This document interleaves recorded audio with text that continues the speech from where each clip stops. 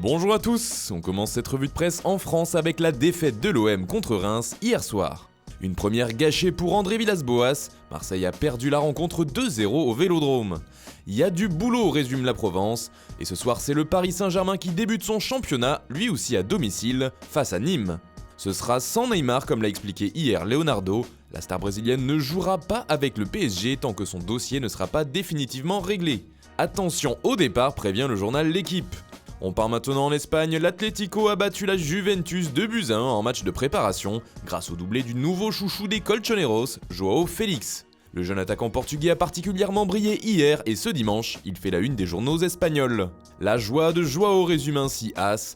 Pour Marca, c'est un crack. Particulièrement en jambes, Félix a impressionné toute l'Espagne et notamment son coach Diego Simeone. Le meilleur avec lui, c'est son envie d'apprendre, a-t-il avoué à l'issue de la victoire de l'Atlético.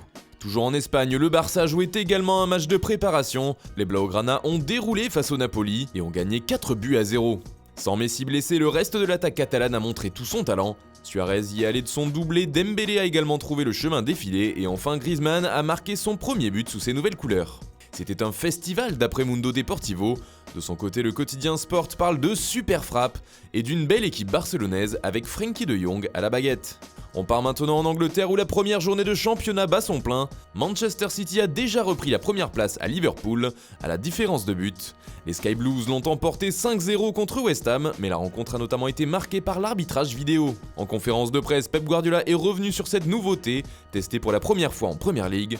Ouvertement en faveur de la VAR, il note toutefois un point négatif comme le rapporte le Daily Express. Peut-être que l'intensité et la passion partiront. Cela va changer la dynamique non seulement pour l'équipe, mais aussi pour les spectateurs, a avoué le coach de City. Des déclarations qui font la une en Angleterre, City est meilleur avec la VAR, mais l'arbitrage vidéo va tuer la passion, résume le Daily Mirror. On part maintenant en Italie où Mauro Icardi fait parler de lui, en une du Corriere dello Sport. D'après le journal transalpin, un duel se livre en coulisses pour faire signer l'attaquant argentin entre le Napoli et la AS Roma.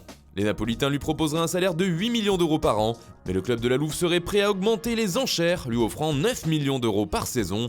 Sacré duel en perspective. Pour l'instant, ajoute le Corriere, Fabio Paratici, le directeur sportif de la Juve, préfère attendre. Enfin encore en Italie, c'est Neymar qui fait la une. Il est en couverture de la Gazzetta dello Sport ce dimanche et d'après le quotidien, Neymar libère tout le monde. Le transfert du Brésilien pourrait débloquer le marché italien, poursuit le média. Le PSG pourrait prendre Paulo Dybala pour le remplacer. La Juventus se placerait alors sur Icardi pour renforcer son attaque. Dzeko arriverait dans la foulée à l'Inter pour prendre la place laissée libre par Icardi. Et Higuaín irait à l'AS Roma. Un sacré effet domino qui aurait donc comme origine le transfert de Neymar. Voilà, c'est tout pour ce matin. Bonne journée à tous, on se retrouve très vite pour une nouvelle vidéo sur Foot Mercato.